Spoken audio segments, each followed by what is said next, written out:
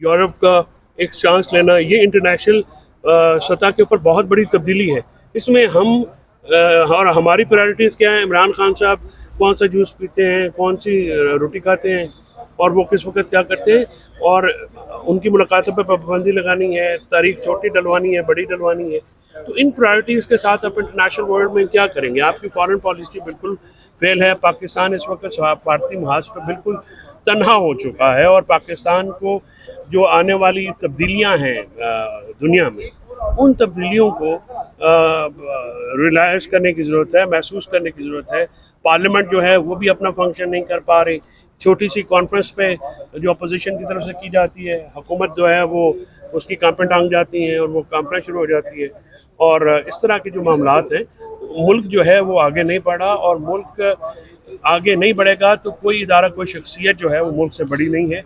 इदारे और मुल्क शख्सियात जो है तभी पन पाएंगी जब मुल्क आगे बढ़ेगा। और मुल्क में अदल का निज़ाम जो है वो बिल्कुल ही आप समझिए कि ज़मीन बोस हो गया है। 26वीं आईनी तरमीम को जो है देखने की ज़रूरत है, उसको उसके ऊपर डेलिब्रेशंस की ज़रूरत है। फैसल साहब, वो कहा गया कि इमरान खान साहब का जो आर्टिकल है वो गोल्ड स्मिथ लिखते हैं। गोल्ड स्मिथ तो मेरे ख्याल में 30 साल पहले फौत हो गए थे, और मैंने कहा ना, मेरा दोस्त है, ना पढ़ता है ना पढ़ने की ज़रूरत महसूस करता है, उसको पढ़ाई लिखाई की कमी है। तो मैंने उनको हमेशा ये कहा कि आप बड़ों से पूछ लिया कीजिए, हमसे पूछ लिया कीजिए, हम आपकी बेहतर रहनुमाई करें। फैसल चौधरी साहब, ये बताइएगा कि आजकल मुस्लिम लीग नून के चेयरमैन बिलावल भुट्टो को बड़ी दिक्कत पेश आ रही है वज़ीर आज़म से मुलाकातें करने। कल भी उनकी मुलाकात कैंसिल हो गई थी, और अचानक अगर कहीं लगता है कि पाकिस्तान तरीके जो पीपल्स पार्टी है वो घुटन महसूस कर रही है, लेकिन रो भी रही है, चीख भी रही है, लेकिन रोने नहीं दिया जा रहा, अलग भी उन्हें नहीं दिया जा रहा, और पीपल्स पार्टी बड़ी मायूस है, मुलाकातें भी पीएम उनके साथ नहीं कर रहे।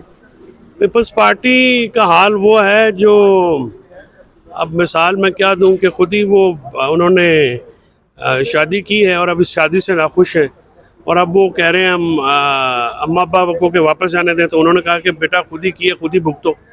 तो उनका हाल तो ये है।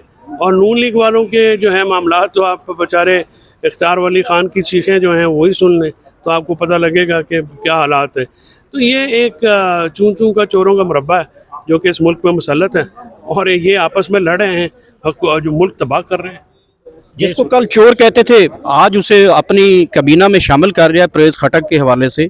तो कल को यही कहते थे ये बड़ा बिलियन ट्री मनसूबा जो है उसका सबसे बड़ा चोर है, फ्राडिया है। तो आज वो हुकूमत कैसे भी बन गई। बस ये इसका जवाब लें ना आप नून लीग वालों से। इख्तियार वली ख़ान जो है वो उसकी चीखें आपने नहीं सुनी है। मुझे तो ख़तरा है कि सरफ ना खा ले बेचारा, और उसे मेहनत भी बड़ी की है। खैर हर किसी से लड़ तो पड़ा है, फिज़िकली भी लड़ पड़ा, और वो की करे, वो आगे लानी उन्हें वज़ीर नहीं बनाया, उसको ज़्यादती की बात है। और जो 70 हज़ार से हारा हुआ है वो बाप बेटा वज़ीर बन गए हैं, और इख्तियार वली ख़ान जो लड़ता रहा उस बेचारे को किसी ने वज़ीर नहीं बनाया। मैं उससे जो है हमदर्दी का इज़हार करता हूँ। आखिरी बात बताइए कि खत की कोई बॉडी लैंग्वेज भी होती है। हाँ मुझे तो पहली दफ़ा पता चला है।